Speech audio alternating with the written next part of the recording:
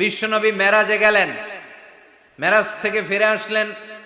বিশ্বনবী বর্ণনা করলেন, আমি বাইতুল মাকদাস দেখেছি মাঝরাতে, লক্ষাধিক নবীকে নিয়ে নামাজের ইমামতি করেছি, 7 আকাশ দেখেছি, আল্লাহর আরশ দেখেছি, আল্লাহর সাথে কথা বলেছি, আবার ফজরের আগেই মক্কায় ফিরে এসেছি।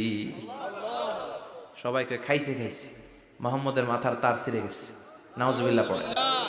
আবু জাহেল, উতবা, সাইবা সবাই মিলে একটা সুযোগ পেল, বললো এতদিন আমরা আবু বকররে বুঝাইতে পারি না, আজকে মোহাম্মদ যে গাঞ্জাখুরি কথা বলে এটা বললে আবু বকররে আমাদের দলে নিয়ে আসা যাবে। সবাই সাইয়েদনা আবু বকরের কাছে যায়, যে বলে আবু বকর জানো নাকি তোমার নবী নতুন কথা আমদানি করেছে? কি বলেছে আমার নবী? তোমার নবী বলে মাঝরাতে বাইতুল মাকদাস গিয়েছে।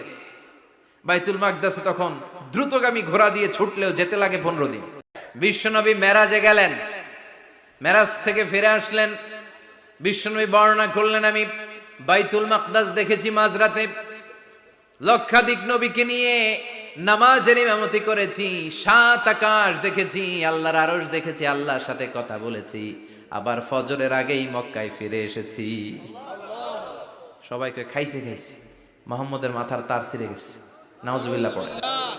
আবু জাহেল, উতবা, সাইবা সবাই মিলে একটা সুযোগ পেল, বললো এতদিন আমরা আবু বকররে বুঝাইতে পারি না, আজকে মোহাম্মদ যে গাঞ্জাখুরি কথা বলে এটা বললে আবু বকররে আমাদের দলে নিয়ে আসা যাবে। সবাই সাইয়েদনা আবু বকরের কাছে যায়, যে বলে আবু বকর জানো নাকি তোমার নবী নতুন কথা আমদানি করেছে? কি বলেছে আমার নবী? তোমার নবী বলে মাঝরাতে বাইতুল মাকদাস গিয়েছে। বাইতুল মাকদাসে তখন দ্রুতগামী ঘোড়া দিয়ে ছুটলেও যেতে লাগে 15 দিন। বিশ্বনবী মেরাজে গেলেন, মেরাজ থেকে ফিরে আসলেন। বিশ্বনবী বর্ণনা করলেন, আমি বাইতুল মাকদাস দেখেছি মাঝরাতে, লক্ষাধিক নবীকে নিয়ে নামাজের ইমামতি করেছি, 7 আকাশ দেখেছি, আল্লাহর আরশ দেখেছি, আল্লাহর সাথে কথা বলেছি, আবার ফজরের আগেই মক্কায় ফিরে এসেছি। সবাইকে খাইছে মোহাম্মদের মাথার তার ছিঁড়ে গেছে, নাউজুবিল্লাহ পড়ে।